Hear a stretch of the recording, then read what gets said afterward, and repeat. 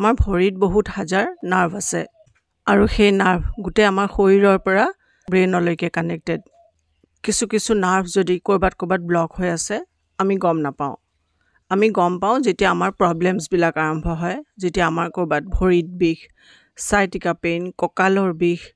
পিঠিৰ বিষ ৰাজহাড়ডালৰ বিষ এনেকুৱা ধৰণৰ বিভিন্ন হাত ভৰিৰ বিষ এনেকুৱা ধৰণৰ বিভিন্ন বিষ হ'লেহে আমি গম পাওঁ যে আমাৰ বিষ হৈ আছে কিন্তু আমাৰ ৰুট কজটো আমি তাৰ নাজানো যে আমাৰ নাৰ্ভ কিছুমান আমাৰ ব্লক হৈ থাকিব পাৰে সেই বন্ধ হৈ থকা নাৰ্ভবোৰ যদি খোল খাই যায় আৰু যদি আপোনাৰ সকলো বিষৰ প্ৰবলেম আৰু কিবা প্ৰবলেম ঠিক হৈ যায় তেতিয়াহ'লে কেনে হয় বাৰু আজি শ্বেয়াৰ কৰিম এনেকুৱা দুই এটা এনেকুৱা সহজ উপায় যিকেইটা ফ'ল' কৰিলে আপোনালোকে বহুত প্ৰবলেমৰ পৰা আপোনালোকে ফ্ৰী হৈ যাব আপোনাৰ নাৰ্ভ ব্লকেজ অপেন হৈ যাব আপোনাৰ যিমান পুৰণা কঁকালৰ বিষ ভৰিৰ বিষ আঁঠুৰ বিষ আপোনাৰ সাইটিকা পেইন বেকবোনৰ বিষ এই গোটেই প্ৰবলেমবিলাকৰ কাৰণে সাংঘাতিক এফেক্টিভ এইটো কাম কৰিবলৈ একেবাৰে ইজি মাত্ৰ এসপ্তাহ এইটো কাম ফ'ল' কৰি চাওক প্ৰায় সকলো বিষয়তে আপুনি ৰিলিফ পাই যাব মই যিবিলাক ৰিমেডিজ কওঁ আপোনালোকক সকলো নেচাৰেল ৰিমেডিজ এলোপেথিক ৰিমেডিজবিলাকত কি হয় যেতিয়া আপুনি মেডিচিন ল'ব যেতিয়া আপুনি এলোপেথিক ট্ৰিটমেণ্ট কৰাব আপোনালোকে সকলোৱে জানে যে তাৰ ছাইড এফেক্ট থাকে মই যিবিলাক ৰিমেডিজ কম আপোনাক নেচাৰেল ৰিমেডি তাত আপোনাৰ ছাইড বেনিফিট আপুনি পাব আপুনি বিষৰ কাৰণে আপুনি ট্ৰিটমেণ্ট কৰিব কিন্তু তাৰ লগে লগে ছাইড বেনিফিট কিছুমান আপোনালোকে পাব সেইটো মই আপোনালোকক কৈ যাম আপুনি মন কৰিব যে আপোনাৰ ভৰি বিষ ভাল হ'ল তাৰ লগে লগে কিছু প্ৰবলেমো আপোনাৰ ভাল হৈ গ'ল এইটো কথা মন কৰিলে আপোনালোকে গম পাব সো এতিয়া আমি ফোকাস কৰোঁ মেইন টপিকত জানো হক এই ৰিমেডি আমি কেনেকৈ কৰিম যিটোৱে আপোনাৰ নাৰ্ভ খোল খুৱাই দিব আমাৰ ভৰিত হাজাৰৰ সংখ্যাত নাৰ্ভ আছে তাৰ ভিতৰত 5 ধৰণৰ মেইন নাৰ্ভ আছে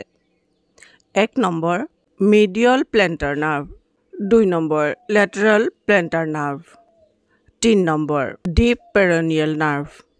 4 number superficial peroneal nerve 5 number sural nerve এই প্ৰত্যেকডাল নাৰ্ভৰে বেলেগ কাম আছে তো জানো আহক ইয়াৰ ৰিমেডি কি আৰু কেনেকৈ কৰিব লাগিব যিটোৱে নেকি আমাৰ নাৰ্ভ খোল খুৱাই দিব আৰু প্ৰায় সকলো বিষয়তে আমি ৰিলিফ পাম ইয়াৰ কাৰণে আপোনাক লাগিব দুটা বস্তু কেম্ফৰ বা কফুৰ যিটো পূজাত ব্যৱহাৰ হয় এইটো মন কৰিব আজিকালি যিটো পূজাত ব্যৱহাৰ হয় কফুৰটো সেইটো সিনথেটিক পোৱা যায় আপুনি সিনথেটিকটো নলব অৰিজিনেলটো লব পিওৰ যিটো হয় সেইটো অকন ভালকে বিচাৰিলে পাব পিওৰ কফুৰটো লব আৰু লাগিব এটা আপোনাক নেমু এতিয়া আপোনাৰ প্ৰসেসটো কৰিবলৈ আপোনাক গৰম পানী লাগিব যিমানখিনি গৰম হলে আপুনি বিয়াৰ কৰিব পাৰে সহ্য কৰিব পাৰে হিমান গৰম পানী এটা বালটিত হিমানখিনি গৰম পানী লব যাতে আপুনি চাব ভৰিখন আপোনাৰ আঁঠুৰলৈকে ডিপ হৈ থাকে হেনেকুৱা গৰম পানীত 50 গ্ৰামছ মান কফুৰ ললে হ'ব 50 গ্ৰামছ কফুৰ আপুনি ভালকৈ মেশ কৰি লব ভালকে গুৰি কৰি লব এটা মিডিয়াম ধৰণৰ নেমু গুটেইখিনি ৰস আৰু সেই কফুৰখিনি সেই গৰম পানীখিনিত ভালকে মিক্স কৰিব ভৰিকিখন ডিপ কৰি থৈ দিব 10 মিনিটৰ কাৰণে এই প্ৰসেস কৰিব আপুনি এসপ্তাহৰ কাৰণে ইয়াত আপোনাৰ নাৰ্ভ ব্লকেজ ওপেন হ'ব ব্লাড সাৰ্কুলেশন ভাল হ'ব নাৰ্ভ ৰিলেটেড যিমান প্ৰবলেম আছে সকলো প্ৰবলেমৰ পৰা আপুনি ৰিলিফ পাব মই কৈছো আমি যেতিয়া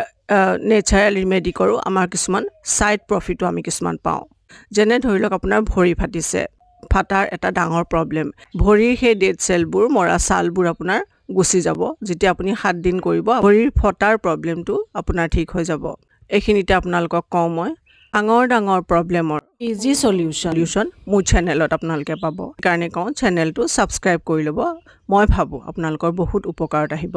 এতিয়া আমি আহো অলপ ডায়েটৰ কথালৈ ভাল ডায়েট ললে আপোনাৰ নাৰ্ভ ৰিজেনেৰেট হ'ব পাৰে ইনফ্লেমেশন কন্ট্ৰোল কৰিব ওভাৰঅল নাৰ্ভ সিস্টেমৰ হেলথ সাপোৰ্ট কৰিব সো জানো আহক নাৰ্ভৰ কাৰণে বেষ্ট ফুড কি হ'ব পাৰে 1 নম্বৰত কম ওমেগা 3 ফেটি এসিড ইয়াৰ সোৰ্সেস হ'ব পাৰে ফ্লেক্স সিডছ walnut মানে আখৰোট চিয়া সিডছ ফেটি ফিশ আৰু avocado 2nd number vitamin B1 B6 আৰু B12 এইকেইটা আপোনাৰ ড্যামেজ নাৰ্ভ ৰিপেয়াৰ কৰিব নম্বৰ 3rd মেগনেছিয়াম আৰু পটাছিয়াম ইয়াৰ সোৰ্স হ'ব পাৰে কল পালেং শাক বাদাম ডাৰ্ক চকলেট আৰু pumpkin seeds number 4th antioxidants vitamin C আৰু ই এইকেইটা পাব ব্লুবেৰী স্ট্ৰবেৰী কমলা নেমু বেল পেপাৰ্স আৰু সানফ্লাৱাৰ সিডছ Number 5th, anti-inflammatory food. ইয়াৰ sources হালধি জালুকৰ লগত খাব পাৰে, আদা,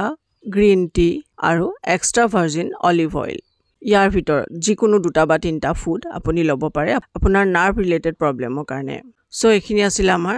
নাৰ্ভ ওপেন কৰাৰ কথা। যিখিনি নাৰ্ভ আমাৰ ব্লকেজ হৈ আছে সেই নাৰ্ভবোৰ আপোনাৰ ওপেন কৰি আপোনাৰ শৰীৰৰ প্ৰায় সকলো বিষৰ পৰা আপুনি ৰিলিফ পাব। যেতিয়া আপুনি বিষৰ পৰা ৰিলিফ পাব কাইণ্ডলি মোক কমেণ্টত জনাব। সো মই এইখিনিতে আকৌ এবাৰ কওঁ, মোৰ চেনেলত ডাঙৰ প্ৰব্লেমৰ ইজি সলিউশন আপোনালোকক দিয়া হয়, যিটো প্ৰব্লেমৰ পৰা আপুনি ফ্ৰী হৈ যাব খুব সহজতে। প্ৰায় বহুত লাখ মানুহে মোৰ চেনেল চায়, কিন্তু ছাবস্ক্ৰাইবৰ সংখ্যা বহুত কম। সো আপোনালোকে যদি ছাবস্ক্ৰাইব কৰা নাই, ছাবস্ক্ৰাইব কৰাটো জৰুৰী, নহ'লে মোৰ আহিবলগীয়া ভিডিঅ'বিলাকৰ নটিফিকেশ্যন আপোনালোকে নাপাব। তো চেনেলটো ছাবস্ক্ৰাইব কৰাটো জৰুৰী। সো এইখিনি আছিল আমাৰ আজিৰ কথা। হেল্ডি, সুখী আৰু বিউটিফুল হৈ থাকক, মোৰ শুভেচ্ছা থাকিল। আৰু আপোনাৰ লগতে অন্যৰো প্ৰব্লেম ছল্ভ হোৱাত সহায় হ'ব। ভিডিঅ'টো যিমান পাৰে শ্বেয়াৰ কৰিব।